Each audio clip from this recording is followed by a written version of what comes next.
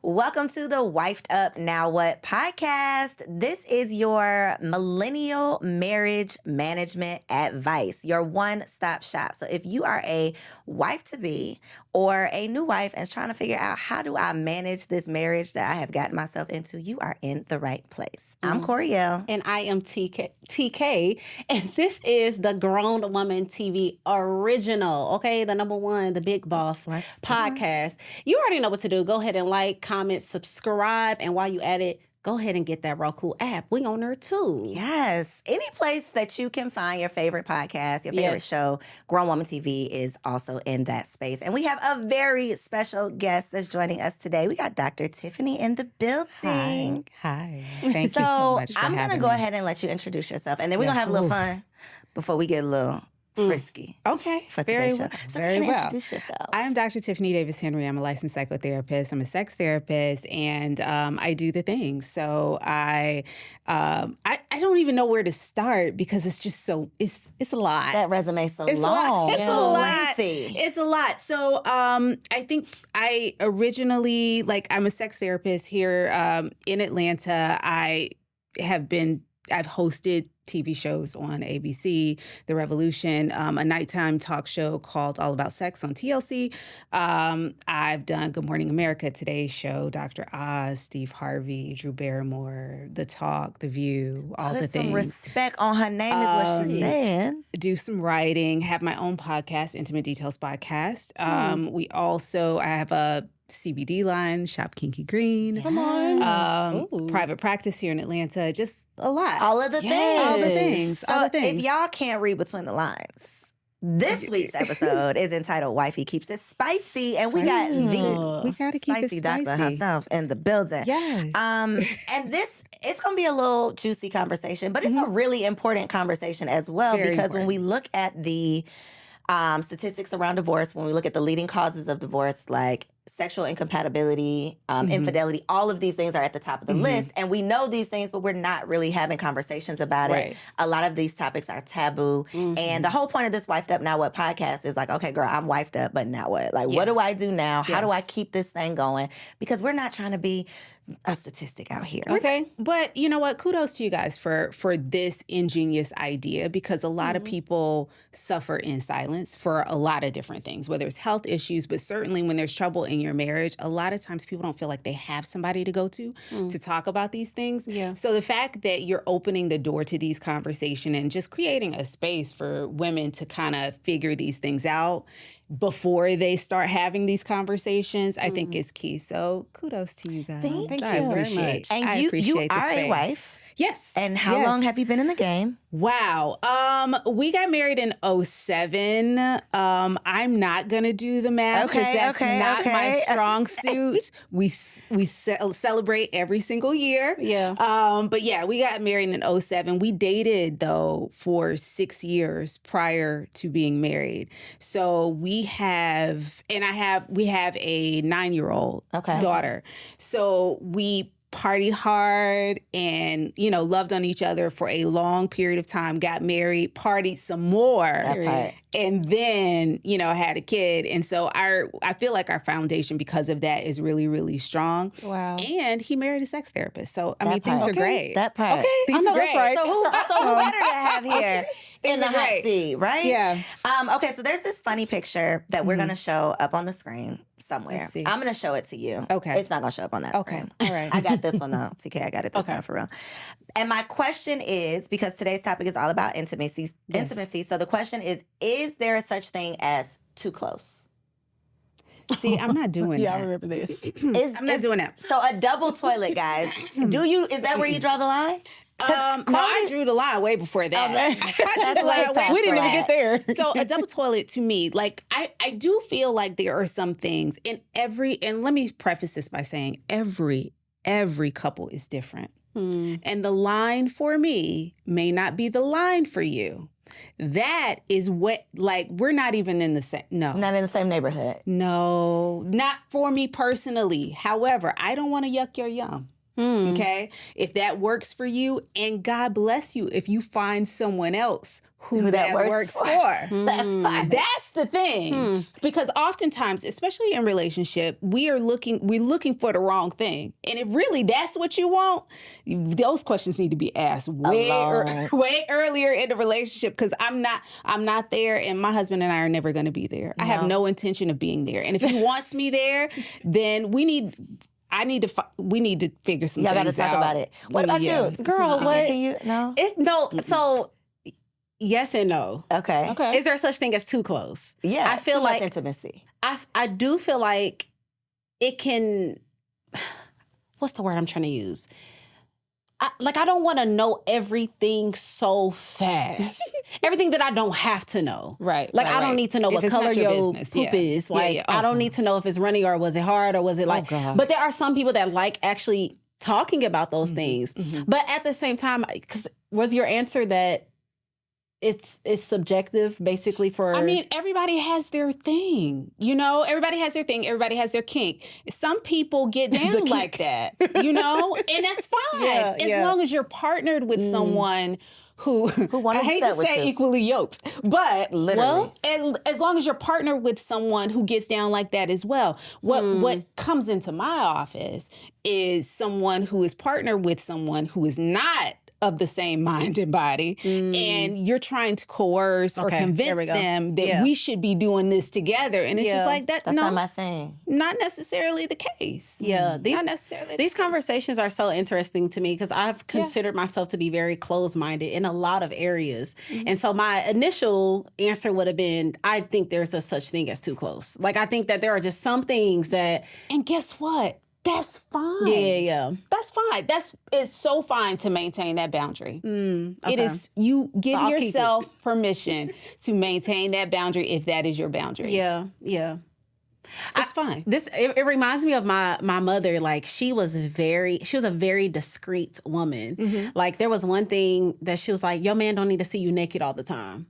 Your man don't need to know when you're on your cycle. Your man doesn't need to know if you use tampon. Like, it was a very discreet, and that was something that I held to a standard. Then I was like, well, sometimes I'm gonna walk around this house naked. Yeah. If I get out the shower and my panties are in the other room, I'm gonna be naked for a minute. I'm gonna be naked for a little while, and so I feel like my mind is broadening. And these type of conversations, awesome. I think, help too. I think what tends to happen, we grow up. And rightfully so, our parents teach us values, right? They give us values. They tell us what's moral and immoral, right? Yeah. It's not until we start getting into our own, smelling ourselves, and starting to kind of using our own brains, right? Yeah. And starting to think about the world from our own viewpoint and not theirs. Yeah. And they're coming into that. They're giving you that wisdom based on their own experience. Agree. But you hadn't lived yet. Yeah. You start growing up and living, and then you like, you know what? Damn it, I pay rent here. Okay.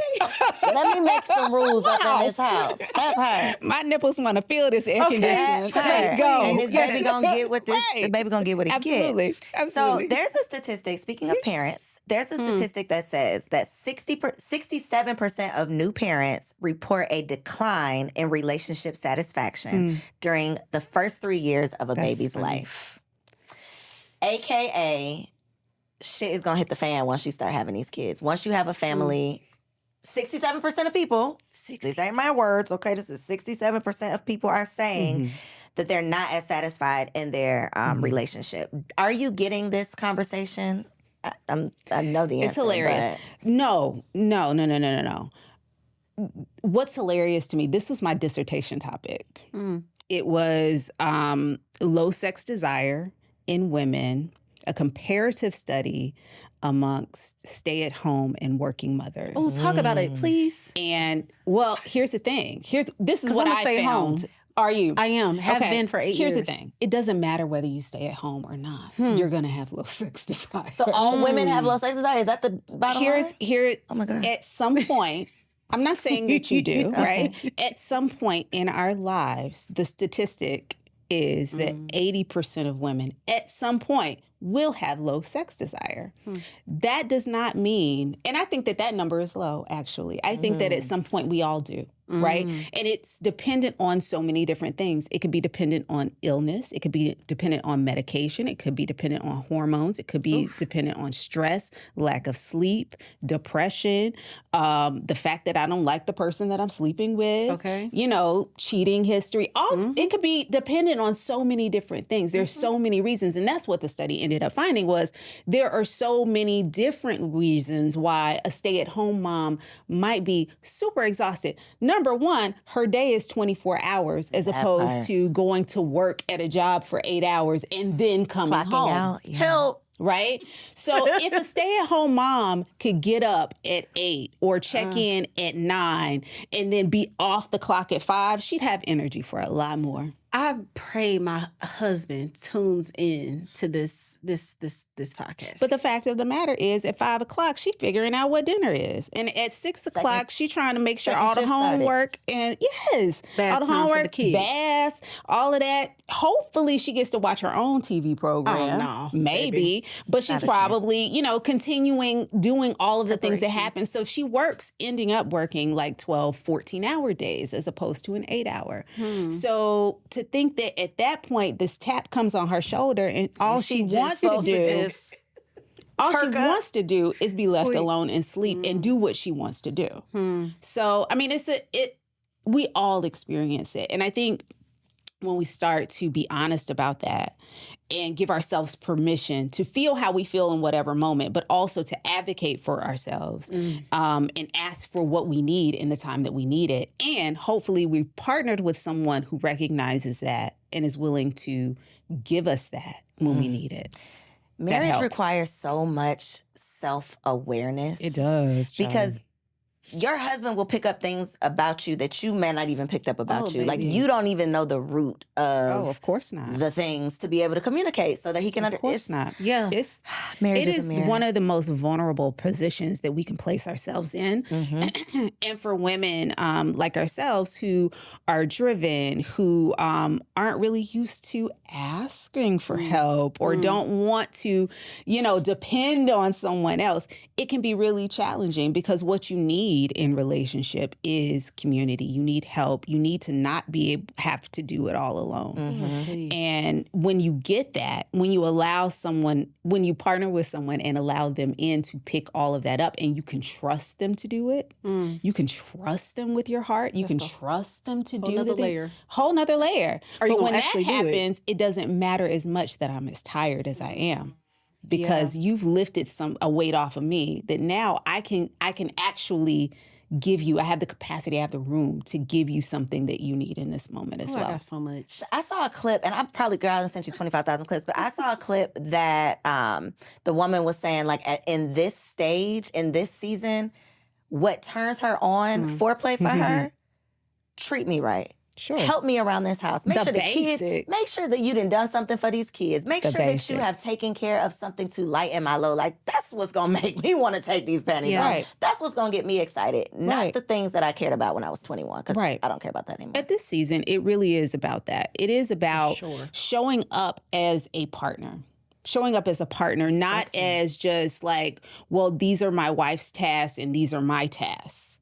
Because all of the tasks belong to both of us. Our tasks. Right. So if the kids need to be bathed, you're not really waiting on me to get the bath water running. If you see they dirty, tell them to get their asses upstairs and start running the bathtub. I feel like that's a language they have not tapped into. Well, and has it ever been required? Facts.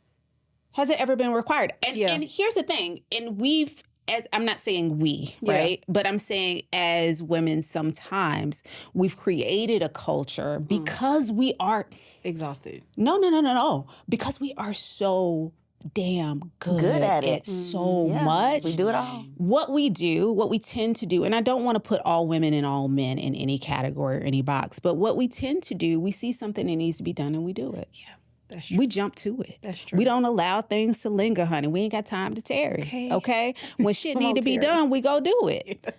Okay? And that's how our minds work. And we're so fast with it. We are. It comes natural. You ain't even know you realize you're doing it. It's just whereas for them, that is not something that they as a culture, as a male culture, have ever had to do, especially if they've had a woman, a Black woman especially, that will pick that up, whether it be their mom, auntie, grandmother, sister, or whatever. Yeah.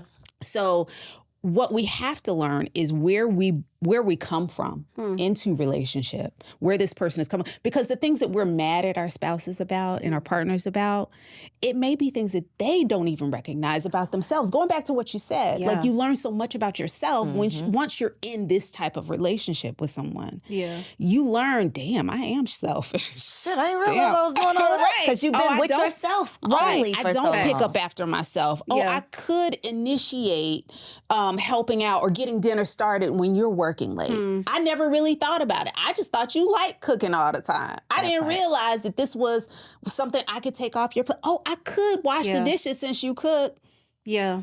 Sure could. Are you feeling like most women are just having the difficulty in expressing it, or do you also think there is a layer into how we are expressing the need, you know what, for you to partner? A little bit of both. I do think that we walk into, I think our biggest mistake, one of our biggest mistakes is walking into a relationship thinking that our partner is just going to read our mind and understand what it is we want and need.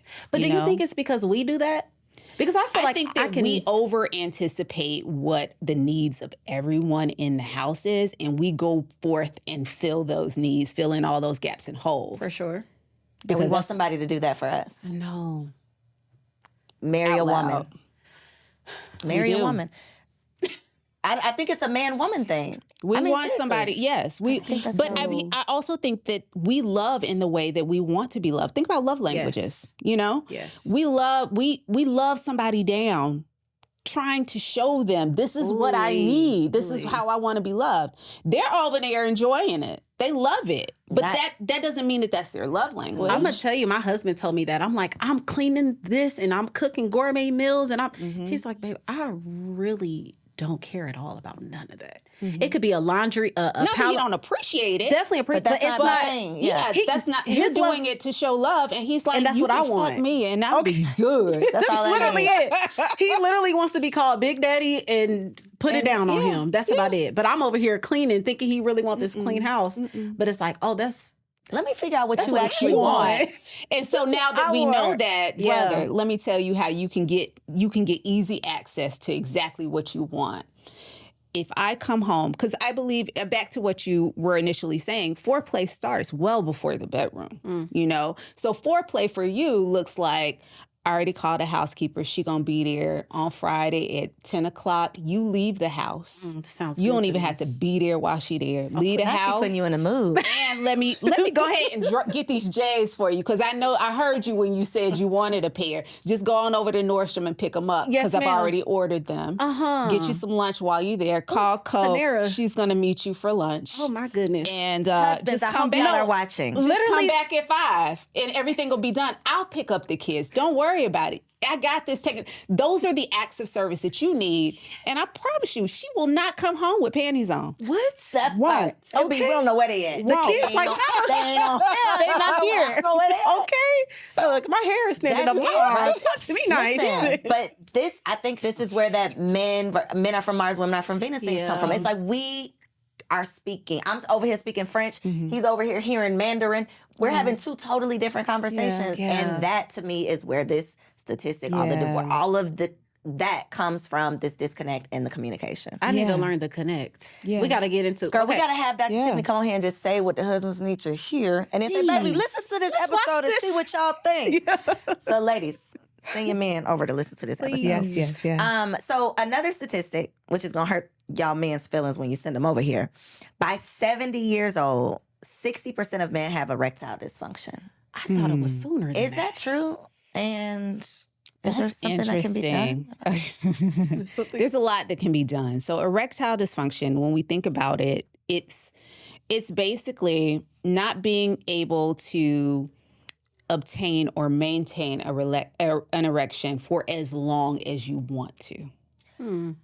So they Okay. can go ahead and get up. Maybe. But they might not It might be just stay up. They may not be able to keep it up, or it may not be as hard as they want, for as long as they want. And so certainly there are lots of things. And there's so many health conditions too that contribute to that. The one that pops into my mind always is diabetes or blood pressure issues.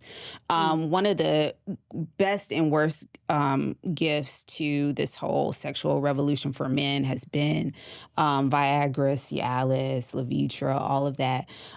It's a great drug. It's fantastic, but it's also a really tricky drug for a lot of people.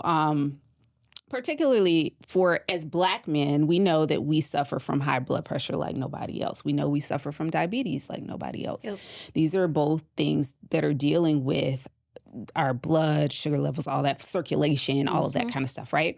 So, and I will be the first to tell you, I am not a medical doctor, but this is just what I know based on my experience, based on my studies, and based on the patients that I see. Erection is blood flow going to the penis, right? Blood pressure, Black men, high blood pressure, right? What are they on? They're on medications to lower their blood pressure. So what do you think that does to the penis? Oh my gosh. Lowers that pressure. Lowers the pressure. And so they start to have trouble with erections. We need some of those effects, like our brains exploding. No, that literally, because I thought of a few men. Wow. I ain't even gonna lie, I'm like, yeah, he do got a high blood. And I heard about the wife was complaining about. And same thing with diabetes. A lot of times circulatory, they're having those circulatory issues as well. And, they're on medications to lower the blood pressure, to manage all of these things, but they also can disrupt blood flow going to the genitals as well. Wow. And so then the problem with medications like Cialis, Levitra, Viagra, not necessarily problems with those medications. When we don't understand the physiology of our bodies and we just go get one of these pills off the street because insurance and not having it, or having to just get one pill because they cost so much, right? You go and take this pill and you're undoing all of the good work that you're doing with this. Yes. And so you're seeing a lot of people in hospitals with heart issues or having heart attacks because they're taking something to raise their blood pressure that's already high, So I always ask people to just really be careful, be honest with your doctor about what it is you're taking, putting in and around your body, because that is something that is not to be, that you don't take erectile dysfunction lightly, but you also, if you have it, you really do want to talk to your doctor, because there could be a physiological reason, a medication issue that's causing it. And those are all things that can be adjusted. A lot of times people get what they'll self-diagnose with erectile dysfunction and just be like, okay, it's over. And it doesn't have to be the case. There could be a medication adjustment that can happen. There are certain exercises that you can do to help prolong. Or like Kegels for men? Kinda. Yeah, Kegels will work. I think we have to figure out. So anytime I see someone with a sexual dysfunction of any kind, I'm trying to figure out if it is biological, psychological, or social. Biological meaning, like, let's say there is a medication that I'm on that's causing it, or let's say you have something like high blood pressure or something like that, and that's causing the erections to not be what they're supposed to be. Psychological, perhaps I have performance anxiety. Or a lot of anxiety around just like having not been able to get it up in the past. So now I'm freaked out about it and I just need to work through that. You're stressing yourself out at this point. Right. And then sometimes, like we talked about before, it's a relationship issue. I don't like you. That part. And when your vagina or your penis understands like what it's supposed to do, but your brain and your heart are like, that ain't it, it will not work. There's so many women that come in saying that they can't have an orgasm with their partner or can't have an orgasm, right? But then, we start peeling back those layers. It's really, oh no, I have an orgasm just fine when it's my toy. Okay. Or I've had one, all my life. Is okay, well then what's going on with this one, right? Is it that he's not hitting the corner? Or is it that he hits the corner too much and he's out of the house and he's not respectful and he's with all these other people, and that's what's not allowing you to give yourself fully to this person? your vagina is doing exactly what it's supposed to do. Wow. Your vagina is smarter than you are. You're trying to make this work. And your vagina's like, no, ma'am. we're not here Not for tonight. That part. We're not here for him. Wow. Yes. So, yeah. So your mind can want, Oh, for sure. but your heart is saying it's not safe. Or your body is physically Your body will shut down. responding to There are this person. some times when Or your not. vagina, even or your penis, will just shut down on you, and it is not a medical issue. It has a lot more to do with either the psychology of what's going on. Maybe you're stressed. Maybe you're anxious. Maybe there's trauma. Maybe there's so many other things going on, or perhaps there's something wrong in this relationship that is not happening that should be happening, or vice versa, or. I mean, it could just be functional. It could be that like what you're doing is turning me off and I'm not able to do this. This is deep. This You know, is so there's deep. so many layers to it. But there's hope. Sure, of course. So that number does not surprise me that you said by age 70. By age 70, 60%. I mean, yeah, we'll have some sort of and I take it about as literally as I take the other statistics about the women, because at some point there's going to be, if you are a Black man in America, at some point your mind is going to be on something else when you want it to be on this person that's in front of you, and your body will fail you and not perform in the way that you want it to. Okay. So if we think about erectile dysfunction, it's just simply, I want my erection to last Strong and long. strong and long, 5 minutes, 7 minutes, 10 minutes, 15. Come on, 5. And it didn't last that long. And I don't know why. And I'm freaking myself out. And that is erectile dysfunction. It is not functioning Was properly. the 5 long or short? The 5 was short. The average from penetration, average penetrative sex lasts about 5 to 7 minutes. That's Are you from surprised? putting the tip in to ejaculation. That does not include foreplay. It doesn't include any of the other stuff. No, I'm not surprised. This just lets That is me know average. people be lying. No, it's not that people be lying. We ain't gonna say that. I ain't gonna put that on nobody's spirit. Women are saying they're having sex for hours. It could be. They're fools. They could be. I don't know who has time for that. Please I stop. don't. Get some I else to do don't. it. How y'all vaginas go through that? Here's the thing. Wow. Here's Just what all the- happens. Pounding. Pound What? town. Because they in pound Well, town. first of all, lube is your friend. And if that's what you're into, again, how we started this, we're not gonna yuck they yum. Okay, no, right, I- right, nothing wrong with Let them lubricant. have your kink. No, let them have it. let you have your kink. You're right. I'm not built for that. You're okay? right. Yeah. You're right. You're right. You're I'm not right. built for At it. all. I got things to do. I'm Do you trying to think go that to most sleep. women are? You feel like women are? No, I think it's definitely a spectrum. I also think that people are doing things to enhance their lovemaking. Got it. So again, like the Viagra, and there's not a, I don't want to say that they're bad drugs because they're doing a world of good for a lot of people. But one of the things that we really have to look at too, when we're talking to young people who've grown up watching porn and don't know how to have adequate relationships and communication and all that stuff. They've grown up watching porn and watching these images of people having sex for long periods of time. So they come into relationship thinking that sex should and does normally last that long. Yeah. Without realizing that that particular performer has taken Viagra in order to last that long. Yeah. Right? Yeah. So now they have a kind of a skewed reality of what their bodies should do. And that's when they go and seek out these things to last longer without realizing like your penis really isn't supposed to do that. It doesn't need to do that every time. Sometimes you can trick yourself into lasting longer. There's like the pull out method where you start to feel yourself coming.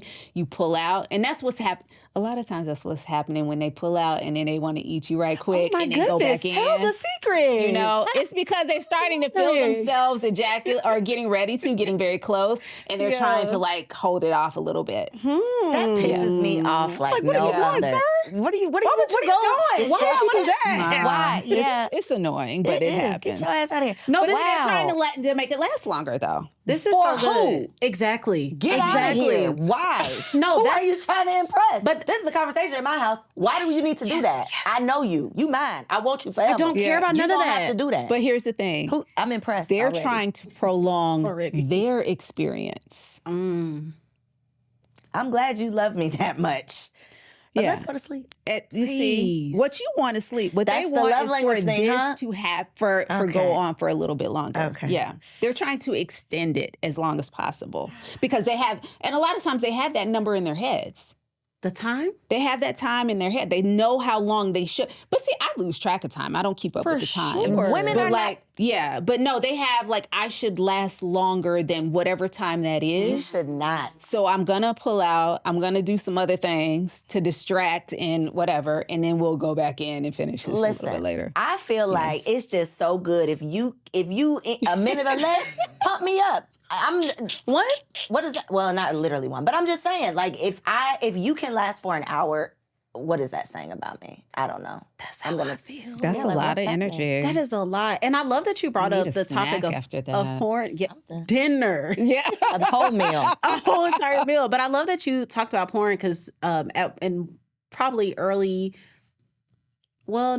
late teens, I was definitely addicted to porn. And so going into my marriage, it was all performance-based. Yeah. And I love that we're even having this conversation because I think that even though my husband wasn't addicted to porn or anything like that, he had that number in his mind. And I also had this performance thing in mind. What it should look like, what it should be like, how my body should be, like my boobs don't look like that when I bend over. Right. Hers look like that. But I think this is so good because this opens up the conversation to let off these imaginary standards that we have to keep. And first, I told my husband, husband, recognize that they're imaginary, though. No, that's hard. Yeah, because we're both the realization that this is not real. It's not real. What we saw is not real at all.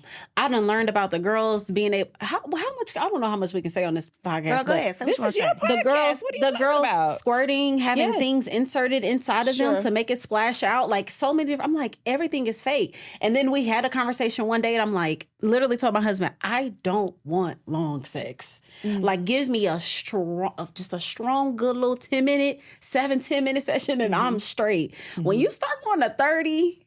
Who are you doing this for? It's just so much freaky talk. I done called you Big Daddy, King, Man of God, Chocolate Nigerian. Like, I don't even have no more vocabulary after this certain amount of time. And any woman that I have talked to, in my experience, most women we just want to feel close. We want to feel intimate. And I think letting off this performance, you got me. Like, you don't have to impress me with even a whole bunch of positions. Right. I don't even think it's about that. I think it is, we have to figure out what it is that they actually need. So true intimacy is emotional closeness and physical closeness. It's both of those things together. And I'm going to speak in very general terms, right? A lot of times what we need is emotional closeness. For sure. That's our need. In order to feel loved, we need to have that emotional connectedness. For men, they need physical closeness in order to feel loved. So a lot of times that need, that skin hunger, that wanting to just be with you in a physical way is a reassurance that you love them. That's what lets them know. For us, like you said, I could take a leave after whatever amount of time, you enter your own amount of time. But if you will talk to me, if we can communicate well, if you understand that I'm tired and you're like, no, sit down on the couch. I got it. Let me do this. Let me put the kids to bed. That makes us feel closer and more loved, right? So what we have to start doing is really, and it goes back to what you said about language too, we have to speak to them in their language in order for them to feel loved. So if what he needs in order to feel loved is the sex. That's so deep. Your message I don't necessarily need it to go long, but I do understand that what you need right now is me. And I'm going to be here for you. Now, after whatever your cutoff time is, I can't come up with nothing else. Okay. It's over. I got no more. Like you said, I got no more vocabulary. Okay. All right. There's some lube on the side of the bed. If it gets dry, it's not even. It's not because I don't love you. Yeah. Okay. I'm here. Yeah. But understand that in order for me to do that, it works both ways. I have to be able to tell you because they can't read our minds. Yeah. We got to be able to be a big girl and tell them, like, what I need is when you come home, if you can just give me 5 minutes so that I can go sit down, because I've been looking at their asses all day and I'm sick and tired. I want to drop kick one of them. You know? If you could just take them in the other room for me for 5 minutes, God. Yeah. All night long. Then I'll feel sexy. Yes. Okay, for sure. Then Absolutely. maybe I'll feel sexy. Do you feel pressure to like, because you mentioned it even, you know, he married a sex therapist, so it's all good. Is there something that comes along with being a sex therapist? Like, do you always have to be in the mood? No. No, I have to be me. I know that's right. I have to be his wife. I have to be a woman. I have to be, you know, I have to work. I have to, like, we the same, you know?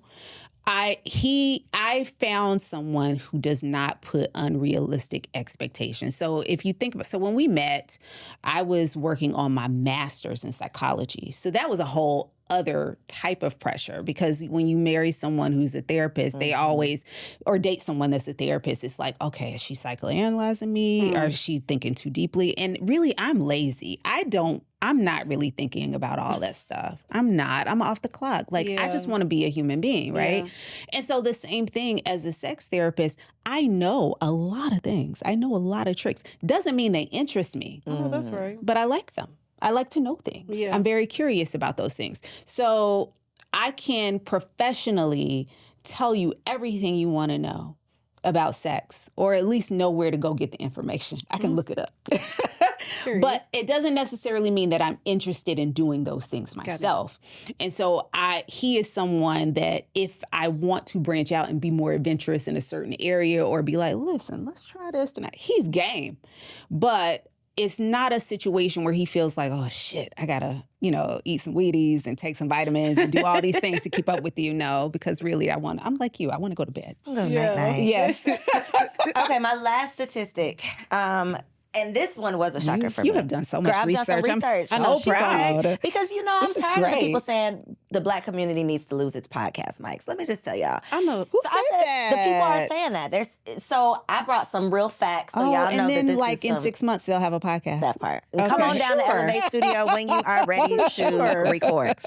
But apparently 15 to 20% of marriages are sexless marriages, meaning no sex in 6 months or more. I'm sorry, what? I did not know this was a thing. I think that's correct. Not sure about the number, but there are plenty of people out here living in marriages where they have not had sex for 6 months or more. Yes, absolutely. Positively the case. Great friends, good co-parents, sometimes bad co-parents, but yes, living in the same house, not cheating, just not having sex, for sure. 1,000%. Yes. So tell me how you feel about these reasons why, reasons for sexless marriage: intimacy, confidence issues, spouses with differing desires, asexuality, and infidelity. All of it. All of it. I see all of it. I've seen cross-dressing, like one person is cross-dressing and the person doesn't understand. I've seen the infidelity and we can't bounce back from it. I've seen I had a performance issue and now I just don't want to try anymore because I don't believe that this is going to work. I've seen like just getting older and injury, like my back. Or I got sciatica or whatever it is, you know, and this isn't, and I can't do it. There are so many people that just give up on having a sexual relationship because of incompatibility or because of like, we want two different things, but choose to stay in a relationship for various reasons. Maybe it's finances. Maybe it's, I really love and care about this person. Maybe like I don't believe in divorce, or, you know, there's so many reasons, but you would be so surprised. I'm sure, like you said, there are so many people living in sexless marriages that are okay with it too. That part. That are okay with it. There are some that are in it and are not okay. And then we have to work. And those are the ones that make it to the office, quite frankly. But there are some that are content being in that relationship. That number is actually low to me. You think so? I thought it was higher. You think more people are not having sex in their Absolutely. marriages? I'm talking about like close, like in people that know. Yeah. So where does asexuality come into this? Really would like to know that. And can you define it for the people who are unfamiliar? So I really love for asexual folks to define how they, express their sexuality, because I'm probably going to butcher this. But it means not really, let's say not really feeling sexual in any kind of way. Like sex is not of interest to me. It's not something that I think we all, I don't say all. I think that for the most part, the women in this room, right, we have a certain level of sexuality that we walk into. We own, right? We carry around with us. We know, like, there are things that we wear that might make us feel sexy. There are things about our bodies that we love and appreciate and know are just like, psh, okay, someone who identifies as asexual does not necessarily walk into a space with that same presentation and or feeling. And that is that's their walk. That's how they feel. And so I think that, when you fall in love with someone who does not identify as asexual and who is very much a sexual being and wants to be intimate in a physical way, it can be very challenging because you have needs and you have very basic needs that you only want your partner to fulfill. And the challenging part is you're asking your partner to do something that they are uncomfortable with and that does not meet their needs. And it's a very challenging dynamic. Do you see that often? I don't see that often. What I see more often than not is because people, if someone is asexual or they identify as asexual, they're not coming to me for a fix. They're fine with it. It's the people around them that aren't fine with it. Yeah. The people who want to have sex with them. Right. They're fine. But it's like being in a relationship with someone who wants something of you that you can't give. So what I think is really, what is even more common is something that you said is having a desire discrepancy where I am a high desire partner but my partner's desire is lower than mine. We're not at the same place.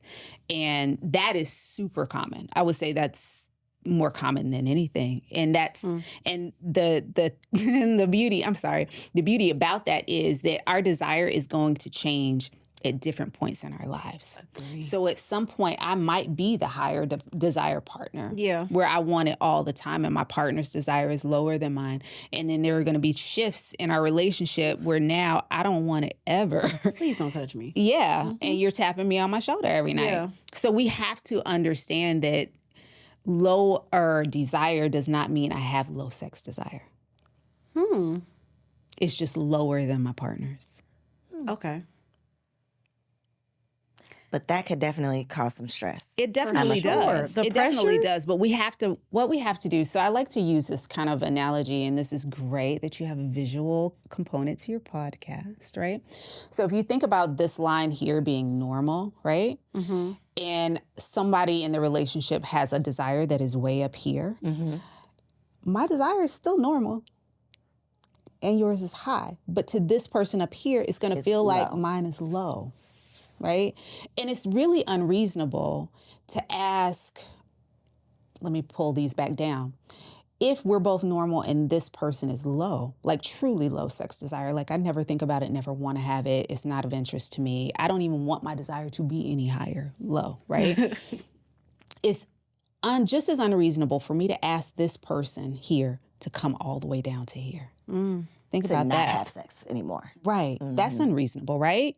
What we want to do is ask both of you to move a little bit and create kind of a new normal for your relationship, understanding that sometimes I'm not necessarily going to want to do it, but I understand that in order for you to feel loved, I got to come up a little bit. And I also have to understand that every time I want to have sex, you're not going to want to. Yeah. And I just need to go in the bathroom and jack off. Or whatever it is you do, There are going to be times when we have to meet somewhere in the middle, and I'm not going to always be able to come up here, and I can't expect you to come down here. That part. Yeah. It's reasonable for you to be exactly where you are. Speaking of coming to a place of compromising, Sure. so if your husband is high, you're low, is there any practical things that you can share that could enhance lifestyle changes, habits, any gems you can drop to us that could help assist? much. We've gone through so much. I think having honest conversations about what you want and don't want is key, right? And being upfront about that, trying to get the embarrassing stuff out of the way. It's a weird like homework exercise, but I love telling people to come up with these always, sometimes, and never lists. Like always, let's create a list of things that we're always going to do. Yeah. Like oral sex is never going to be a problem. I'm never going to say no to that. I'm always going to do it. Sometimes Is this real? Yeah, I'm like, for you? No, your life? No. Oh, okay. I mean, do Is that your rule? Yeah, you're like, no, I'm I don't have those rules. Okay, I don't have those rules. I'm just throwing things out. That is. I will never say no to giving you. To giving you head, I would never Works say. both ways. I mean, I feel like your husband's never gonna say no, right? No. Yeah. Wow. Your husband's never gonna say no. But No. That's bomb. that is No. No. for y'all. I mean, that happens. I mean, it's automatic. So, I know that's right. So, but then there are going to be some things like I'm trying to think of something I'm not into anal sex, but I know you like it. So sometimes, right, on your birthday This is heavy, ma'am. This is heavy, ma'am. But not on a school. I can say that can happen sometimes. This is not my personal list. I got you. I'm just saying. I'm throwing things out there, right? But then there are going to be some things that are non-negotiable. Like you will never tie me up, or I'm never going to, whatever it is your kink is, or turn you on, or something you like. Like I'm never going to let you put your finger in my ass and then put it in my vagina. Like that's not going to happen, right? Let's draw the line there. Wow. Okay. I mean, you asked for a line earlier. There it is. Thank you. There it is. Thank you. There is a line. Okay. Right. There it is. Wow. So I think coming up with these always, sometimes, and never lists are great to do up front. Like we don't need to be Always, in the bed sometimes, talking about never. this. This can happen at the Wait, kitchen say that table. again. We don't need to be in the bed talking about this. Always? Always, sometimes, and never. Okay. So these are things that are you'll never have to ask. I'm always going to do it. Like we're always 69. Yes. Every single time. I don't care. Oh, yes. Let's do it. Sometimes. I felt like that was real. I felt that too. That was giving transparency. Go ahead. Sorry. Go ahead. Sorry. Perhaps it is. Perhaps it's not. We've been together a long time. Long time. I know that's right. But then, there are going to be things that are just like, it's not necessarily my thing, but I know it gets you off and you really love it. So, babes, you know what? Tonight, I'm going to do that. Wow. I don't feel like a lot, well, in my experience, I don't feel like a lot of women are like that. Like if they don't want to do it, it's just hell no. It's not like you got to find your things. There are some middle grounds. I don't think that we talk about it enough to figure out what those middle grounds are. We do draw those lines in the sand, say, I'm not doing that, or no problem. Yeah. But I think there is some wiggle room. I do. I feel like there is for many, if we would have those conversations. What you thinking about, Koe? I know, right? Yeah, I could tell I was thinking about something. What? Because we have literally just, not you and I, me and my husband have been having this conversation. Y'all seen the clip with Kevin Gates? Spitting in that lady's stage. I mean, spitting in that lady's mouth. I heard about it. I didn't watch the clip. I got to draw a line there. And this was the thing I sent to my husband, like, yo, Don't you ever in your life. This is on the other side for me. Again, no judgment, do what y'all want to do. Yeah. But that to me is like, there's a line between freaky and nasty, and that's on the nasty side for me. Yeah, sure. That what made me think, you made me think of that with your always, sometimes, never. Because that's in my never pile. And that's perfectly fine. And I hope that he knows that before he attempts to do that. That part. Yeah. That's why we got to talk. Well, you can't wait and have these conversations after it's done. After it's done, or in the midst of, or right before. Don't have these conversations in the bed. These should be things when y'all are taking that long drive somewhere. Just start having those conversations. When the pressure isn't on to do it in the moment. Right. I think I'm going to revisit this comment. You going to revisit it? Yeah. Like it could be, and it could be even like going back to what you said about porn. And I don't know where you are in your journey. 0. But okay, great. So it could be like, that might be a never for you. Yeah. Like I'm never, like, do not introduce that. I can't do that. I don't want to go there again. That could be on your never list. It also might be, I'm not putting this on you, it could be on your sometimes list. Like anniversary? Yeah, maybe. Whatever works for you. Yeah. You guys have to figure out what works for you. So knowing that there are so many different desires, Sure. and obviously we're two different people coming into this relationship. Yes. Everything is different about us for the most part. Including what you said earlier, that you're coming into the relationship with like your parents, grandparents, great-grandparents, all the stuff, all the values, everything that they've instilled in you, the church. That you might not even understand. Right. And don't agree with it. Right. All in your ear. Yeah. Everything is coming in. Everything you learned and didn't learn. Things your friends have told you that you assumed were real, but wasn't. Things you watched on TV and porn, all that kind of stuff. Yes. I'm sorry. No. That's No, good. that's great. All of it's coming in with you. So getting out of your head is a real thing. That was advice I got from a therapist a long time ago. I am a very much so in my head type of person. So as a wife, serves you well. It does in some areas. In a lot of areas, it serves me well.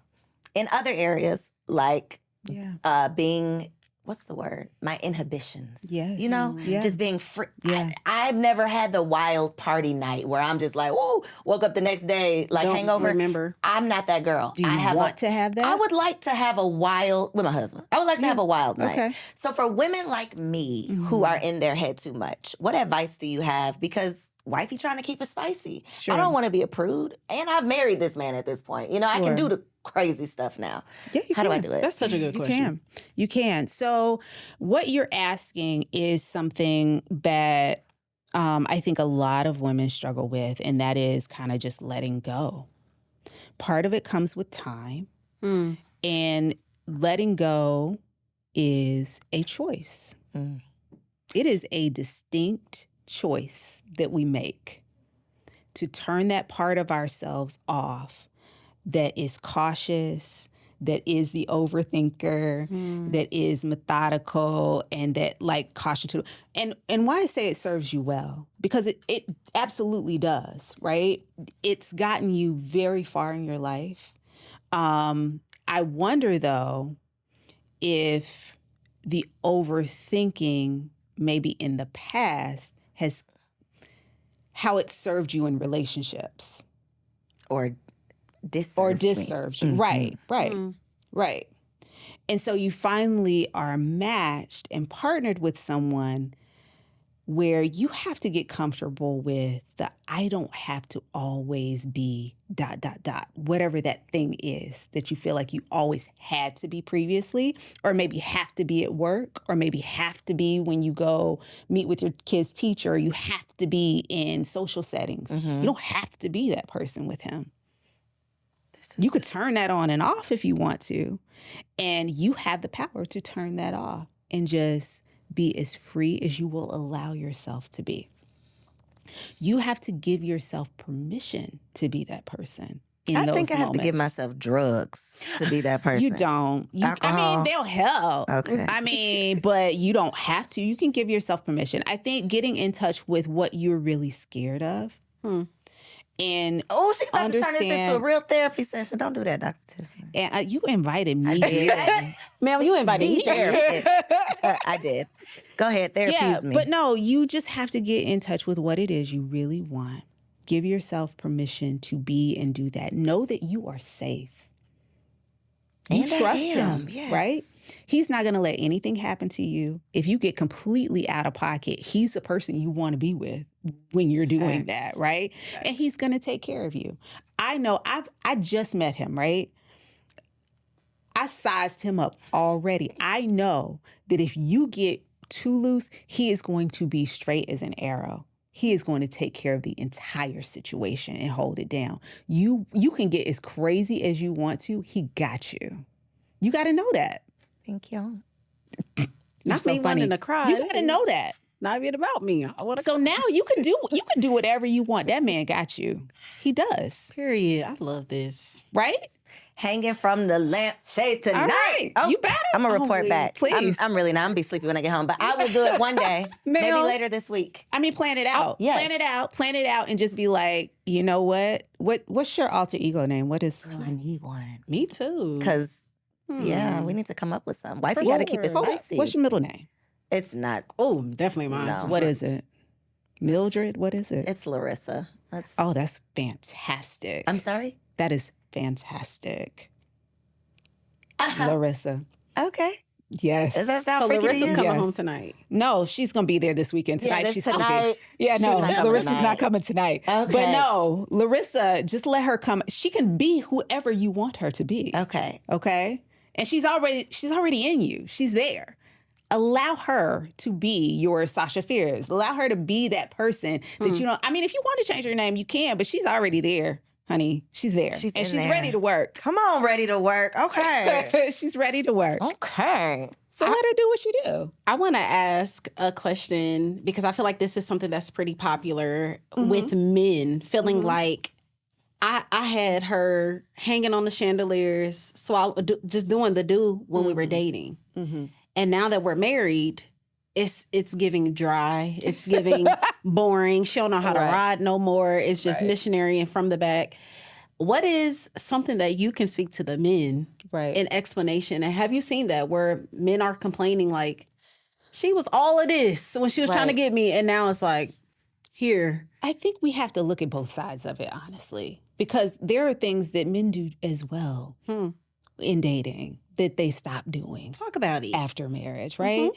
I think growth is, as we grow, we change. I am not the same person that I was 10 years ago. I'm not the same person that I was 5 years ago. Yeah. I would like to think I'm not the same person that I was 2 years ago. For sure. I've grown. I've changed. I have more responsibilities. I have more bills. I have other things on my mind.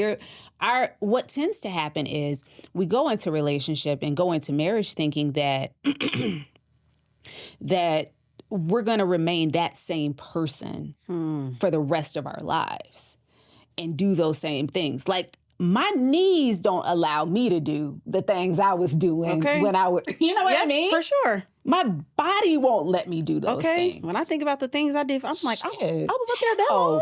Right. That's crazy. I wish. How? And get a quarter of that time. And so I think the expectation is unrealistic. I also think it's unfair because I think we change as we age. We have different things on our minds, different things weighing on us, different responsibilities. I also think that there is a mindset of, I think we have a fairy tale. A lot of us have a fairy tale, men and women, of what marriage will do. That after this piece of paper is signed, things are going to be ... whatever kind of way, whatever you have in your head, right? sure. And the reality is that is a piece of paper. Yeah. And the marriage is not simply about our sexual relationship. Now I'm freaking tied to you. Like, you're part of my responsibility. For sure. There's a lot of pressure. We're building things together. Yeah. So my mind isn't necessarily on, let me get this man. I got this man, right? Or I got this woman. So now I'm focused on the next thing that we're building. Maybe it's kids. Maybe it's getting a house. Maybe it's getting out of debt. Maybe it's going up a corporate ladder. Maybe it's, building brands and things like that. Like, we're thinking about a lot of different things. And I don't think our minds, especially as women, our minds aren't as hyper-focused on sex. I think the mistake, I'm sorry, in your example is, in that way of thinking, is these are the things that I have to do in order to get this person. Right? So when you hear that from someone, they're thinking, I have to do all of these things in order to get this person to marry me or to get this person to be in a relationship with me, but that's not sustainable. My advice would be, whatever you're doing now, can you keep up with that? Because it's got to be in here. It's got to be genuine. And if you're a high drive person and that's just how you roll, then yes, that will continue. But for a lot of us, it is not sustainable. For sure. Especially when you have kids. Yeah. Like how? How? Kids, I didn't have business. nothing to do before. For now sure. I have everything to Right. do. And the That's big. expectation of your partner has to change. And it should, especially if he or she is truly your partner and in these trenches with you. All of our responsibilities are changing. Right. Not Yeah. just mine. That Because you should be as tired as I am. Okay. Okay. You should be as that's- tired as I am. But on next week's episode, you are not tired at the end of the day, What sir. about that? something is wrong with the math us. ain't mathing. For Yeah, sure. something Something's wrong with something ain't us. working over because here. we both should be equally as involved, invested, tired, strung out, whatever. Because this is our responsibility. It's going to feel and look different on both parts because we're two different people, and our responsibilities are our level of expertise in these areas are going to be different. There are some things that you're going to take charge in because you just know it off, like you just do that. And there are other things that he's going to take a lead in and worry about, but you should both be putting in the same amount of energy into those things. Yeah. So if he is putting in a lot of energy into someone else with his cheating ass, and you decide to take him back, because this happens, right? Real life, this happens. We know the statistics. I don't have the stats on that, but we've heard all the statistics. Sure. What is your advice for intimacy for a wife who decides to stay after infidelity? I'm just going to change your question a little bit and just say the person that decides to stay.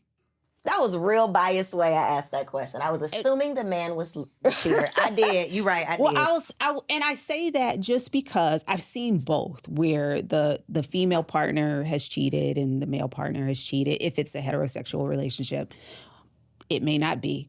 And I like to refer to it as the person who was unfaithful and the person who was hurt. Okay.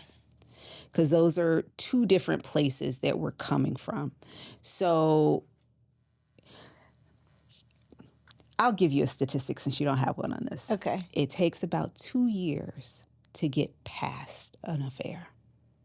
Like to get over it fully? To move past it, yeah. I don't know that you're ever really over it. It's always, it gets smaller and smaller and further back in your mind. But it does, you don't forget it, you know? But it does take 2 years, at least about 2 years roughly, to move past it. The challenge is the unfaithful partner wants that 2 years to move very quickly. They want you, like I've said, I'm sorry, what else do you want me to do? I'm here, what else do you want me to do? I'm not seeing her anymore. What do you want me to do, right? And they want you to move very fast and very quickly through your grieving process of this old relationship and how these things went, and they want you to forgive and let's move on. The hurt partner, though, also has to, and this is a little challenging. We have to think about, as the hurt partner, what did I do or not do that made being unfaithful a viable option? That's a hard one. And I'm not saying you want to blame the victim, okay? I'm not saying we're victim blaming here, or that the person who was cheated on is responsible for that. The person that stepped out in the relationship is the one that's responsible for the action that they did. What I am saying is we have to look. I really always like to look at, okay, how could I have done things differently? And it may be that I couldn't have done anything. I'm perfect, right? I'd like to think that. But we also have to think, is there something that I'm doing or not doing that made this a more attractive option? I can take some responsibility for some things. Perhaps every time you walk in the door, I say very negative things to you. I don't support you. I flirt with my coworkers, but I've never crossed that line. Or I talk down to you. I never want to have sex. Like there may be things that I'm doing that make you feel like I don't like this. And I just thought that cheating was a great option, and it clearly was not, you know? So I think that we have to think about affairs and the recovery from an affair in more of a longer process, that it takes people time to figure out their roles, whether you're the hurt person or the unfaithful person. You got to figure out how you got there. Both people have to figure out how they individually got there, and then do the work. In couples work, I oftentimes will have the couple as a client and then encourage them both to do some individual therapy, because there is so much that we can learn about ourselves in an affair.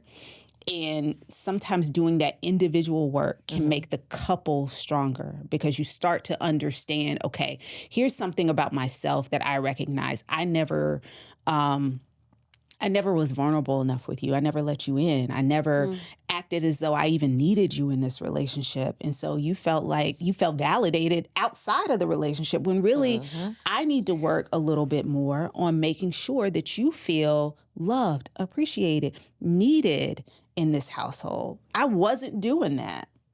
So I'm not saying you should have cheated or that I understand why you did, but I do know I could have probably been a better support for you. Wow. Now that's some grown woman-ish right there. Super grown. Grown. Super duper grown. But that takes a lot of work. And this is why it's Lee. not going to be over. Like, they want you to forgive them real quick. Immediately. Like, Today. I said I'm sorry. So like, what the else? first, You know? I have, thankfully, I mean, I got cheated on in college, but that don't count. So I've never been in a real adult, relationship and gone through something like this. But I can just imagine if I decide to stay, the first time we have sex again, I can just imagine what that would be so like. Many things. I'm thinking, and I'm already in my head person. Yeah. So I can just imagine how tough that would be. Gosh, It's tough to even get to the point of having that first I sexual imagine. experience, right? And then you're thinking, okay, especially if there's so many layers to this, right? Because what if their quote unquote reason, right? The reason that they tell you that they had the affair is because, well, our sex isn't great. Now I'm thinking about, my performance. Now I got performance anxiety. Now I'm thinking, what should I do? What did she do? That part. Why did you like this person as opposed, like, how do I compare? Like, what do I do? Again, this is why the individual component of therapy So they need is so therapy important. is the answer. Y'all need to take yourselves down to therapy. I would love to see them on somebody's couch. I know that's right. Okay. Yeah. It's got to be tough to get yourself out of that. Now, here's the thing about couples therapy and repair work after an affair. You got to make sure that both people want the same thing. Because a lot of people come into therapy think with one person foot out the door, like, I'm just doing this because this person wants to do it. Yeah. But I'm already out. Is there a majority of the time who that person is? What do you mean? Who usually wants to do the work? The unfaithful person or the hurt person? I don't think there's a majority. Okay. Like, sometimes I would say probably if the unfaithful person wants to save the primary relationship, then yeah, they're like really pushing. We can go to therapy. But what happens a lot of times is the hurt person had been asking them to go prior to getting caught. Right? I've been trying to get this person in. They would never come. They say, we don't need it. We have the tools. I'm not interested. This is not, I don't want to. Then once they get caught and I'm threatening to leave, oh yeah, let's go to therapy. Now we'll go to, it's gotta be No, tough. we're not going to use therapy that way. That's not what it's for. I want to dig a little deeper. Because then it's manipulation. Yes. That part. Agree. Yes.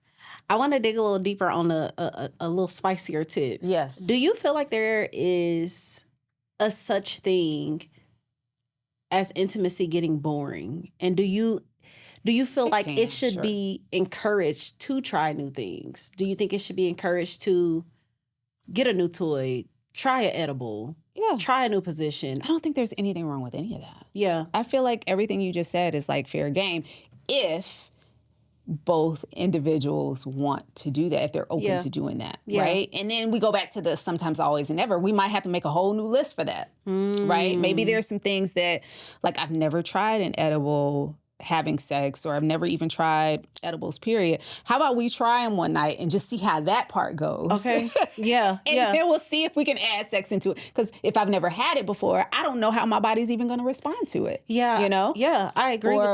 Go ahead. I was going to say, like, there are some things, I've had conversations with women that they didn't even know they liked a certain kink until they tried it. Until we just tried. And it's like, oh my gosh, I love being chained up. Yeah. Oh my God. And it's like, well, if we would have never explored, and the reason why I asked this is that I feel like, so me and my husband, we have a marriage ministry. We have talked to so many different married couples. And a lot of times the men are complaining that the women are doing the same thing, or they're lazy, or, they nothing has changed. And so I'm interested to see, like, do we think that some things can stay the same? Or as we get older, if we want a long-lasting marriage, should it be like, no, we need to pull out the horse tonight? A horse? I don't know. Is that a real thing? I have no idea. It's about to be. Right. It's about to be. Just like trying new things. Or do you feel like it really depends on your partner, right? I I do not think there's anything wrong with anything that you just said. And I think that we have to, if there are things that we're interested in doing, we have to be able to share that with our partner. I think the problem is, historically in our relationships, we haven't been able to have those types of conversations about sexual exploration, about the things that have interested us, that we're interested in, about the things we've always wanted to try, but never had that person that we felt free enough to try it with. Yeah. So we have to start having those conversations early. I think the challenge usually is that now you're springing it on me. Ooh, you want me to go from doing nothing or a missionary position to a horse. Right. And I don't even know, and we ain't even talked about nothing in between. Can we build up to that? Like, you're just springing this on me because, like, you're sexually frustrated, which I get. Yeah. But how about we, again, have this conversation outside of the bedroom? For sure. You know, not during intimate time. Yeah. Where we can talk about these things like, okay, you're interested in, okay, how about this? How about I've never introduced a sex toy. How about we go to the sex shop together on a date night? And we'll pick out something together. Or maybe I'll pick out something and you pick out something. And then we'll come home and figure out how we're going to use these things. Yeah. Like, there are so many different ways to incorporate it. I think sometimes we surprise someone with something. Agreed. Like, you can't just whip out your, 18 your anal beads. Right. Yeah, your 18-inch cotton and be like, let's do this. Not 18, wow.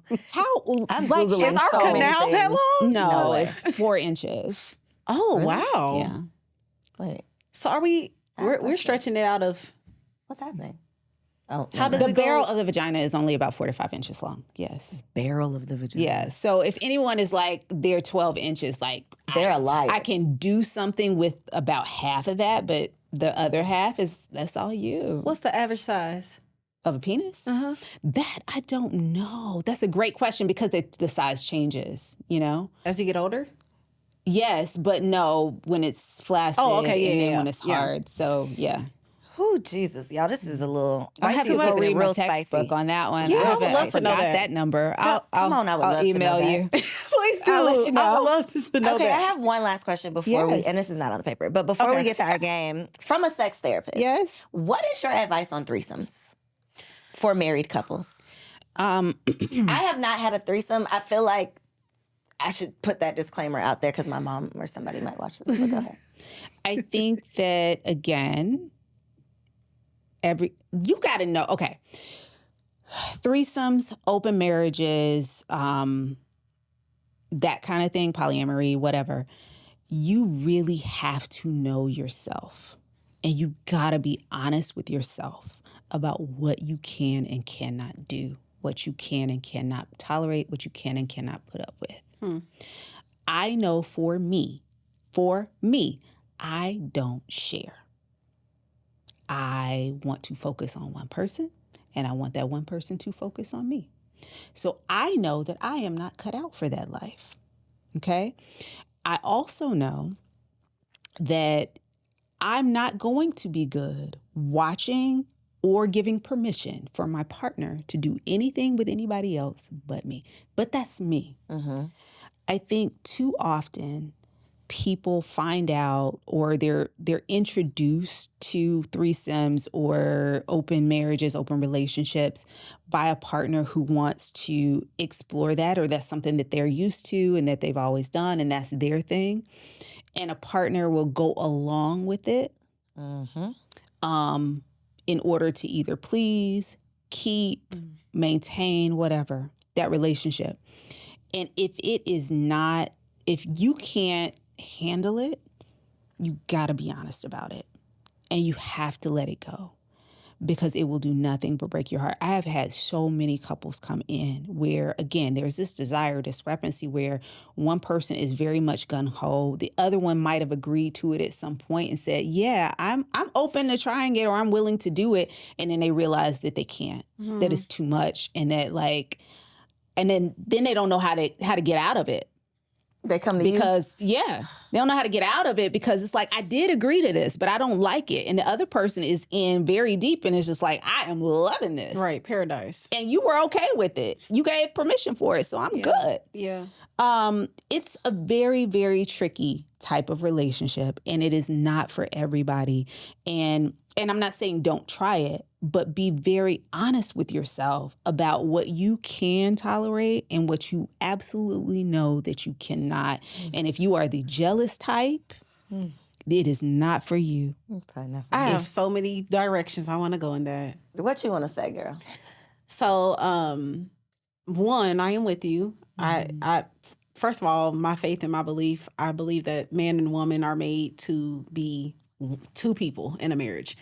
But when I hear this movement of threesomes and the poly or whatever and all of that, something that you said that I have not experienced, but have been around people that have experienced is he was into that or she was into that. And so he's a great man. Like there was someone that I know who never was in a poly relationship, but she was like, there's really not too many great men left. And if this is his requirement, I'll be okay with that. And so, but are you really okay with it? Like, of course not. Yeah. And my point that I'm making is I haven't met too many, let me say this to be very clear. I haven't met any women that have had threesomes, that have been in poly relationships, that was doing that before, that was really into it. It was something that was typically introduced by the man. It's like, well, he's a good man.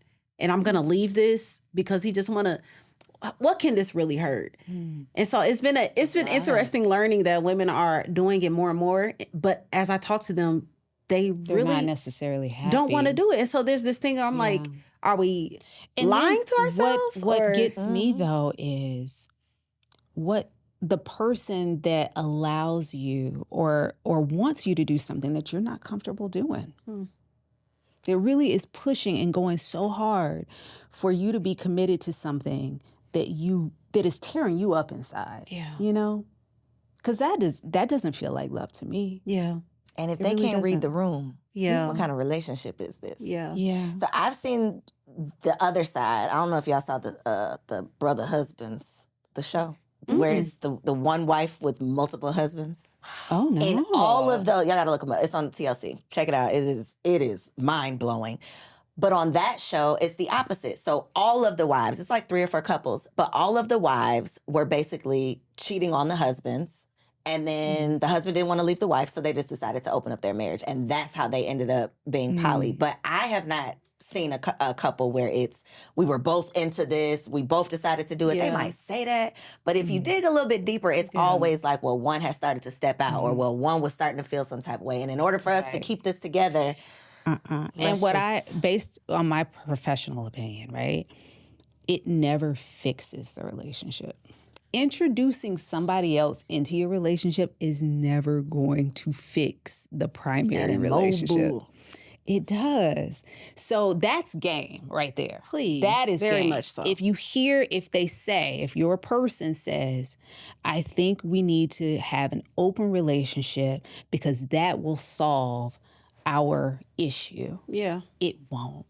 It absolutely playing in will your not. face, or he or she. I need to stop. Yeah. Like Okay. that. I'm Right. sorry. Only He or men she cheat according is to playing in your face. Black men don't cheat. That's the thing, Yeah. right? Okay, it's game time, guys. All right. Ooh. Oh, sorry. Thank you. Okay. Ooh. So, fun. Dr. No, you Tiff, get one. Oh, I get you one? one. Oh, Yes. oh, It's- yep. Okay. Oh. We're playing Okay. Have Fun Have fun or or Run. We don't have any sound effects, so that's why I had to do that. Great. In So- post. You can fix that in Exactly, right? post. There we So go. I'm going to read a statement. This is for my single ladies out there who are interested in becoming wives, right? okay. So put yourself in this position. We aunties right now, okay? Oh. Big sis. Oh, I didn't realize. You big sis. Yeah, I'm TK, like, you not I'm auntie. not You auntie big yet. sis. But they come to you and they're like, yo, I am dealing with the man who, and then we're giving them advice. Got it. Have fun or run. Okay. Got it. I love it. So, auntie, I'm dating this man. He doesn't want to take me to his best friend's wedding because it's out of town and he doesn't feel comfortable yet. Should I run or have fun? That's so vague. It's very vague. It is because you don't know how long How they've been long? dating. That's my first question. Yeah, I don't know Listen. how long y'all are. Yeah, I don't know how long y'all have been dating. I think that it's fine. Like if y'all have been together for 3-4 years, then problemo. For sure. But if it's been 6 months, like he don't know you that well, and you don't know him that well, and like have fun with your girlfriends that weekend and Relax. make him miss you. For sure. Let him know that you're having fun that weekend while he's gone. And family is a big deal. fun. Yeah, it is. Like meeting to me, because I know some people, they done met 10 girlfriends and boyfriends. My family met 2 people, and the first one was a mistake. So we take meeting family. We work out or not, mama gonna be mama, daddy gonna be daddy, boyfriend. Right. I mean, not boyfriend, but best friend is gonna be best friend. I'm not introducing to no little floozy. So depending on how long they've been dating. Yes. Okay. Yeah, I think so. Okay. Okay, so I'm dating somebody, but they think marriage is unnecessary because you don't need the government all up in your business. Oh, okay. Run or have fun. I know I'm like half. I would say run. Okay. And I'm saying run because you guys don't want the same thing. Okay. Yes. So you want to be married. This person is telling you that they do not. And so you kind of need to not be there. This is the same thing as far as poly and threesomes and everything. Like, it's hard. we're forcing, It's hard. but like we're literally forcing. I'm forcing you to be faithful And to me. it doesn't work. It Well, never works. So in Yes. this case, If marriage is your requirement, if you're bendy on that, then what if it Towards was the goal. So what Exactly. if it is a let me not misquote any religions because y'all will cancel me for that. But there are some religions, right, that do not require government To be paperwork to be married. So if you are of a faith that has a spiritual marriage or something like that, does that change y'all's answer? But does he want to even do that? Yeah, so he just doesn't want the government in their business. He doesn't not want to be with you. It's not that he's not committed Oprah to you. and Stedman. Like, It's Oprah and Stedman. Y'all can be together just wanna forever. He be- just don't want the government in his business. I'm going to say have fun, niece. That's what I'm going to say. I'm going to say have fun only because this is an actual conversation that me and my husband had. And we definitely wanted to get married. We were both like, but do we, we're a little conspiracy theorists a little bit. But we were on the same page with that. right. So, and see, that's the thing, though. Y'all Same were page. on the same page. Same page. Y'all but were on the same we page. both did get off that page. I did. Yeah. So I Yeah. like Yes. this makes me want to. If you're on the my same page, mind- I'm fine with it. It's when Trying to force somebody. Yeah, because what happens is we tend to think like it's like I can get you to come over to my side, and you can't. The person has to go willingly. They have to go when they want to go. And if he ain't want to go, then just can't let him drag go. Let him go. I just have so many questions because I feel like there's some things like if you're my business partner, we got to be in a contract for a building that we both like. We won't double or second guess that. It's like Right. I got to get this money. Yeah. But when it comes to a family I'm going to raise with you, children that I'm going to push out of my vagina for you and put my life on the line, that's when it's like, ooh, government. And it's like, well, the government was involved when you got the building. The government was involved when you talked to your lawyer about the products that you have with the other business. And now it's all of a sudden this big government thing. And for some people, I get it, but there's always something that I want to ask, like, what pain point did you have that made you feel a way about that? Even when it comes to, off topic, even when it comes to a God conversation or a specific religion conversation, and people are like ready to bash something, it's like, tell me your pain point in that. Why are we thinking that way about that? Because we can, if I look at your other life, you're doing certain practices that are spiritual. You're doing certain things that are government paper involved. It's like a who hurt you type of thing. Yeah. I just want to ask that sometimes because it's like, now, especially if There's it's a man. reason why the line is there. Yeah. What made you reason come For up sure. with this? It's the same thing as like why a man won't post his woman, but he'll post his new car. Oh, I don't like the people in my business with my But when you bought that new house, you was ready to show that off. Right. When you bought the new car, you was ready to show that off. Am I enough of a prized possession that you can't do that for me too? Perhaps not. Exactly. Perhaps Deep, not. deep run on that one. Okay, so I'm dating somebody. Ooh, I already know your answer. He wants to try an open relationship because he thinks we both need more freedom. Are you kidding? I'm sorry, I should have skipped wish. that one. I Okay. wish. All right. No, girl. Last but not least, he isn't interested in living together until you are engaged. What? I think that's a phenomenal idea. Please don't move in. She's like, I'm proud to be different. If I had listen, I am so pro shacking. Oh, wait. I think I gave the wrong answer. I'm fine with, no, I said have fun. I mean, Wait, no. what did I say? What? Read the question what's the again. question? Oh, yeah. Okay. He isn't interested. He does not want to live together until y'all are engaged. Okay. Yeah. That's, you said the right thing. I think I'm fine with it. I'm fine with it either Is that way. my Like answer? if You he don't think y'all should live together is what Right. you're saying. Okay. Boom. Yes. I'm sorry. Right. That's what you're saying too. Yeah, I'm just thinking through why I'm feeling that way because I'm fine if they decided. Here's the thing: you've got two different people who have different views on this thing, right? She wants to. I'm assuming she wants to move in prior to getting engaged. He's saying, "I want to wait until we're engaged to live together." I think that is fine. If they wanted to do it before, I would think that was fine too. I think there is something to living apart and getting to know yourself and having your own space and your own things. I also think that there is benefit in living together prior to marriage because you learn so much about a person prior. So I think if that's where the line is, then fine. I know at some point before we get married, we're going to be living together.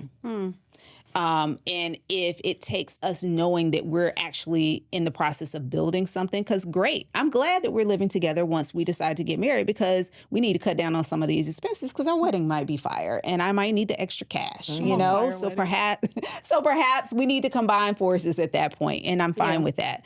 I don't see anything wrong with it, but I also don't see anything wrong with what you're saying.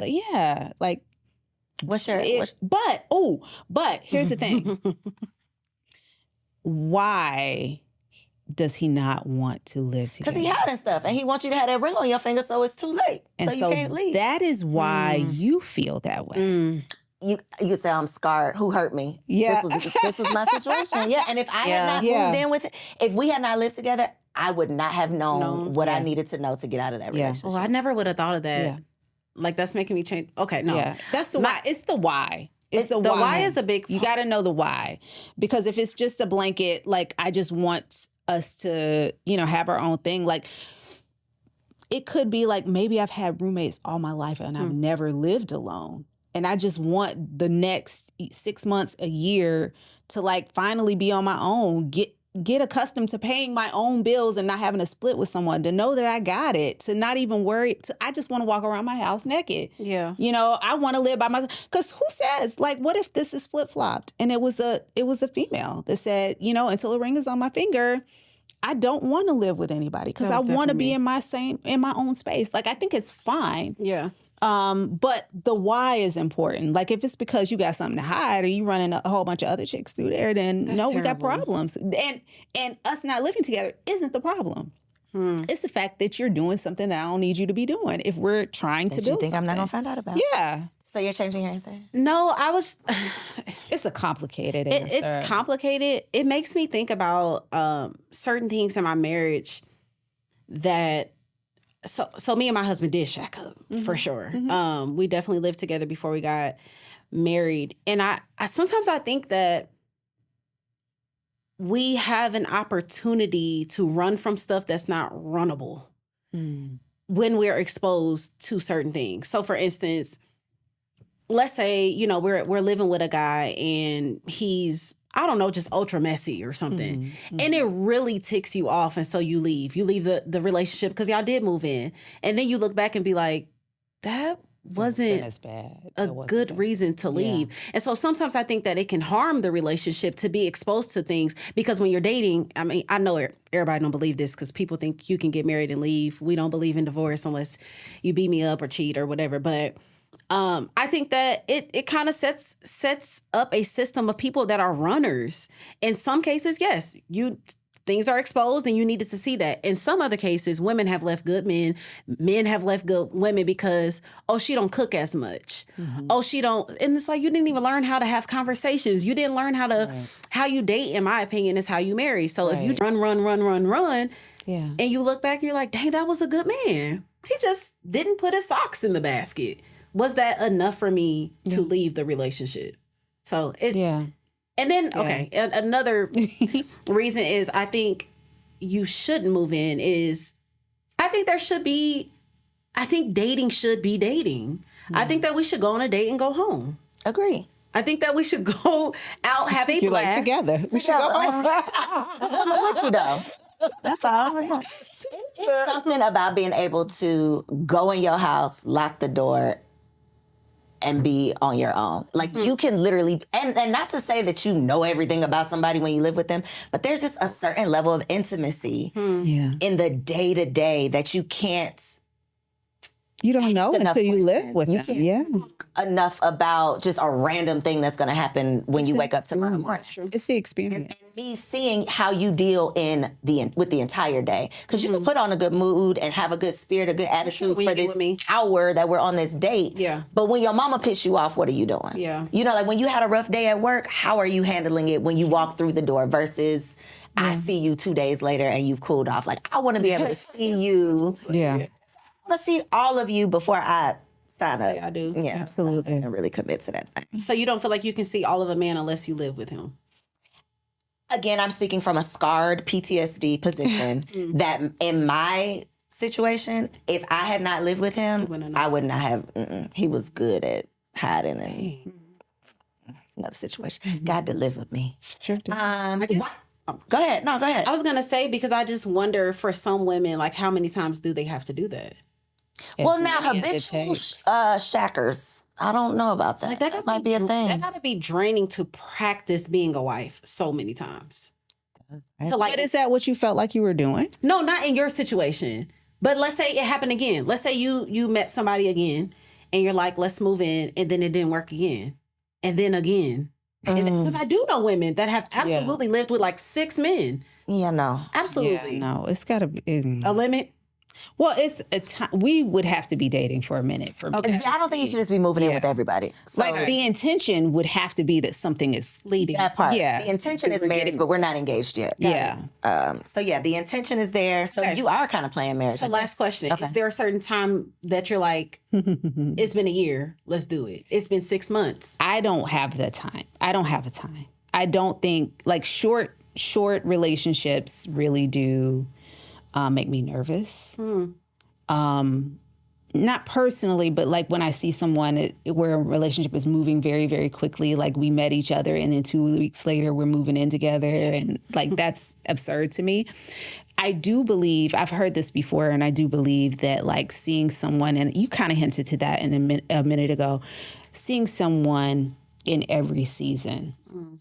Like being with someone for a full year, seeing how they deal with stress, how they deal with work, how they deal with grief and loss, how they deal with, I don't know, with arguments, how they deal with, like you need to see all the sides of a person before you can commit to like, this is mine, this is my person, and I want to be with him for the rest of my life. I have seasonal depression. You done moved in the summer. You met them in the spring. Right. Summer, now they're a whole different person when the winter rolled around. Yeah. That's true. And you looking crazy. That's very true. Yep. Okay, so we are going to do our Wifey for Lifey segment. This is our segment where we just try to figure out how we're going to stay wives for life. Oh, boy. So my question is, how do I take my boss hat off when I'm at home? Because that's a major complaint for a lot of men, especially men who are dating or married to high-achieving women, right? Who are running the show out in these streets. When you get home, what advice do you have? You're asking me. I'm asking you. Oh, okay, great. So that is such a great question. And I have to say that their partner is the answer to that. Their partner is the answer to that. We have to be, as strong women who wear those hats, who do have a hard time like relinquishing, they have to be partnered with someone who they can trust to take it off for. You asked before, like, who hurt you, right? The question that I ask a lot of times with people is, who dropped you? I felt that in my spirit. Who did you trust that just kind of let you go? Didn't pick up the ball, didn't do what they said they were going to do, because that's where we start to overfunction.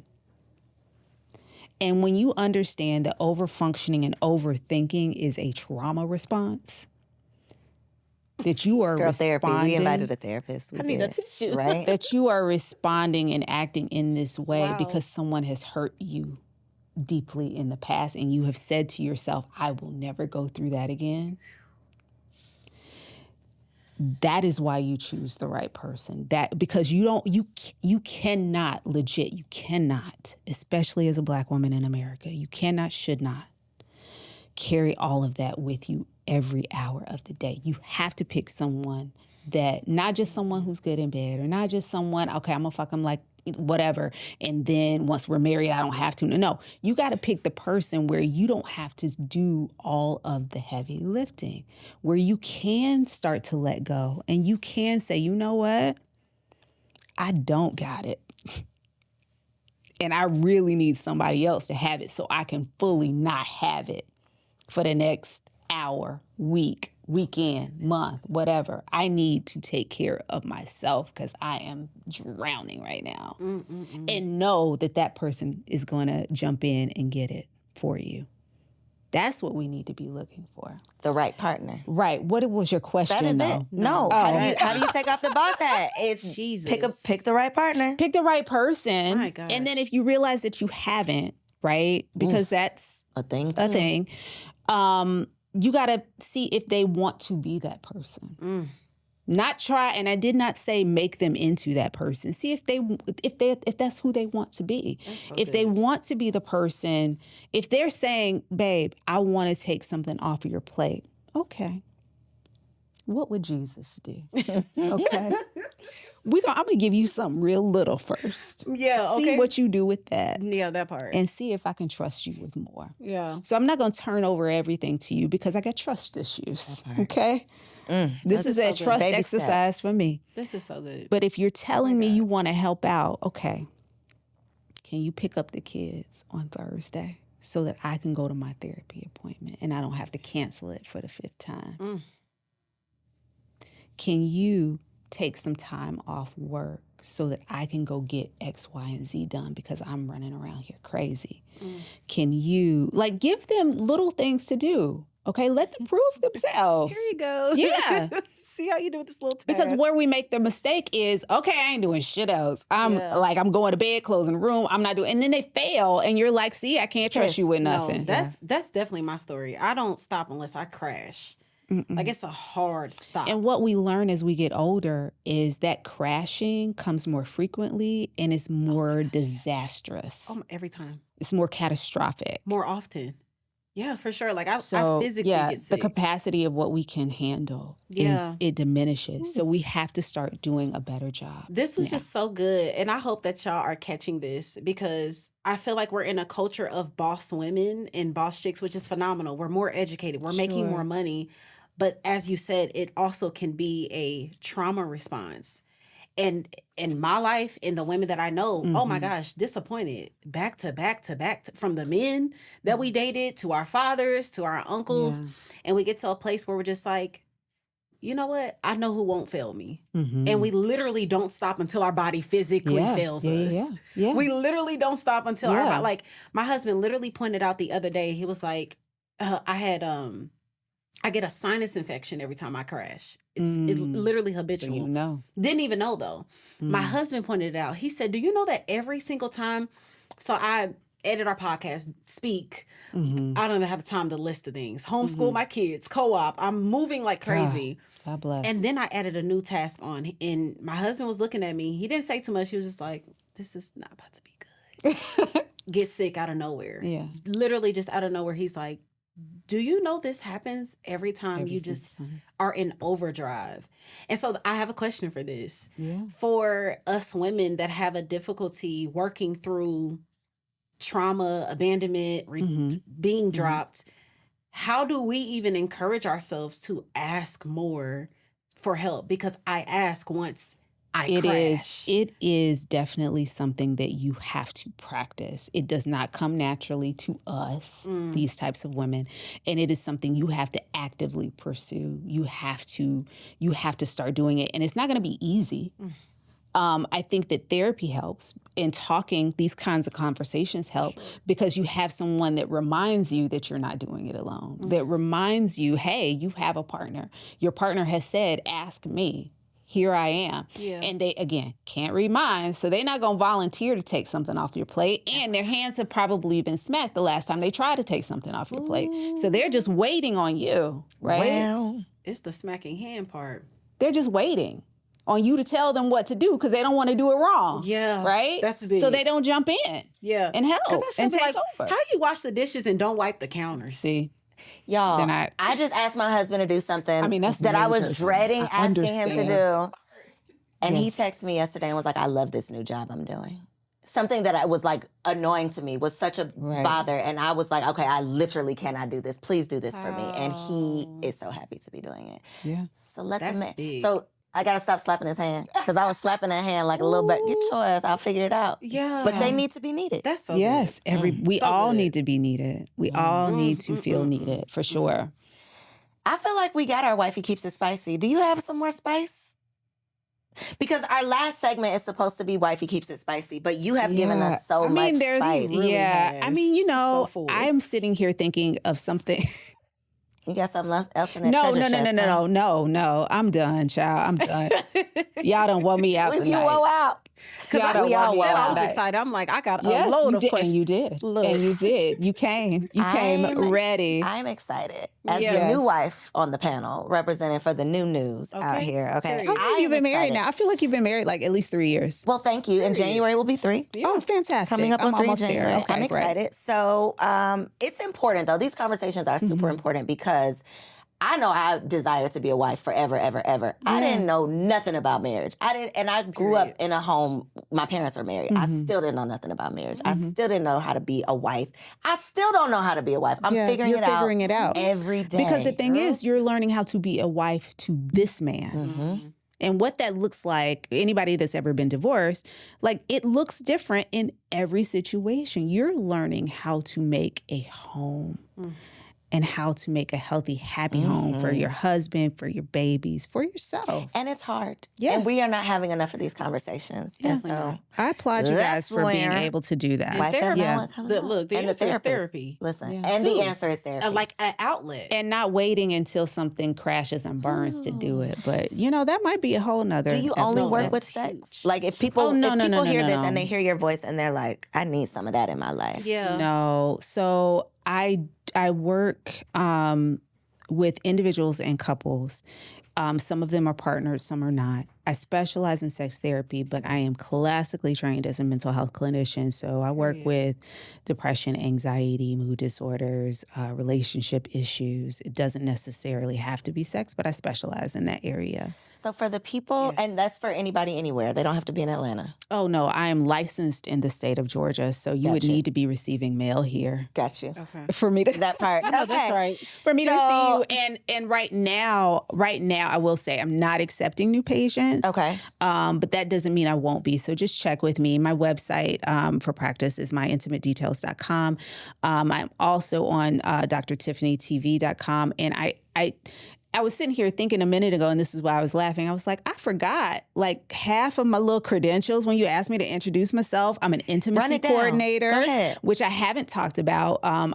So part of one of the ways that I transition my career, because I do believe in multiple streams of things, Yes, ma'am. of the coins, I use my expertise in psychology and in sex to do work on camera and also behind the camera. So many of your intimate scenes with nudity, with simulated sex, things like that in television and film, I choreograph those. I work with the actors to make sure those things look real, even though they are not on camera. So what you see on camera it comes a lot of times from obviously the actors and good writing, but also good intimacy coordinators who make sure that it looks as it should on camera. And that's Who what I do. even knew that was going Never on knew. behind the scenes, baby? A real Not at all. production. Wow. Come on. Coaching them. You be coaching them together. Put your leg right we there. Gotta, Put your we hips got up. to, yes. Wow. Well, you got to hide the junk too. And like make Wow. sure that things aren't being seen that they don't want seen. Yeah. And make sure everybody feels safe too, because that is a very vulnerable position to be in. Are people getting turned on on the scene? Sometimes it does happen. And it's not like, your body it responds to things, right? You Rubbing can't, and touching. Yeah. So you don't fault someone for that, but you also make sure that we have things in place to help with that. So it may be putting a barrier in between people so that there are things keeping them body parts from touching. Yeah. And then sometimes you just need to kind of, okay, let's take a break for a minute and get cooled off a little bit, and then we can come back and do this at another time. So. Oof, spicy. I know, Super spicy. Okay, so you gave your website. Yes. Look in this camera right here and tell the people your social media so they can stay connected. Oh, everything is Dr. Tiffany TV. That's DrTiffanie TV. And that is on Instagram. That is on TikTok. It's on YouTube. And then also drtiffanytv.com. Intimate Details Podcast. Intimate Details Podcast. We will be coming back, I believe, in January. We may have some stuff sprinkled in before then, but definitely hard in January. And we really do create an open space, just like you are, for people to come in and talk about the intimate details of their lives, emotionally, physically. We talk about sex. We talk about relationships. We also talk about so many different things. We've talked about wine. We've talked about, different types of medical issues. We've had some GYNs on the show to talk about stuff that's going on with females. I mean, we talk about everything. Everything runs. No, it really, really phenomenal. runs. Yeah. And so it's been a really great podcast to do. I've had a lot of fun with it. And so much so that I needed a little bit of a break to kind of recalibrate. It was heavy. It was very heavy. And it made me kind of readjust kind of how I wanted to do this next season and next iteration of episodes. And I'm really excited for what we have going forward. We're excited. Because if y'all enjoy this episode, you definitely have to make sure you go over and subscribe Thank you. to Dr. Tiff's podcast. Thank you very Intimate much. Details. We'll make sure we link it down below. Thank you so much. I Y'all, appreciate that, sis. Spice, jalapenos. I want to Yes. see habanero peppers in the comments, Fire okay? signs. Because Lit. bomb.com. Yes. If wifey don't know how to keep it spicy after this episode, sis, that ain't your right husband, okay? Okay. Dr. Tiff said if your body ain't responding, it ain't you, boo. It ain't your body, it's your boo. I mean, it could. She ain't say that. There's a lot I of said things. Yeah, you guys. I said, that was me. Yeah, that's what you wife heard. Up now, That's don't what you come looking for heard. her. Come looking for me. Make sure y'all like, comment, subscribe, share this video, all of the things. This is a Grown Woman TV original. See you next week.